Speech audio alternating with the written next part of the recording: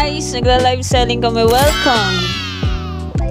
Mapagpasensya ka. Tsaka understanding sa mga viewers. Kasi ang daming fans ni Kuya Kel. Tapos nagkakagulo talaga sila. Kasi ang gaganda din ng mga binebenta ni Ate Marge natin. So, kailangan mapagpasensya ka sa mga viewers. Lalo na sa mga nagmamind. Ang haba po ng mga pangalan nyo. Next time po, please paiklian po yung mga pangalan nyo. Salamat po sa pagbili. Proud ako sa kanila. Kasi galing nilang magbenta. Team effort.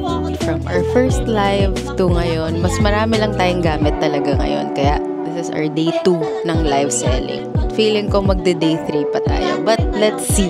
Hirap mag-live sell guys. Kaya galing. Si Marge, iipon ng energy yan kagabi pa.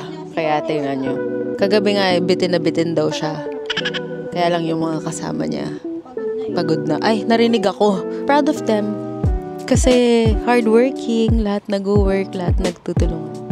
So, sa lahat po na nag-support sa aming live selling, thank you very, very much.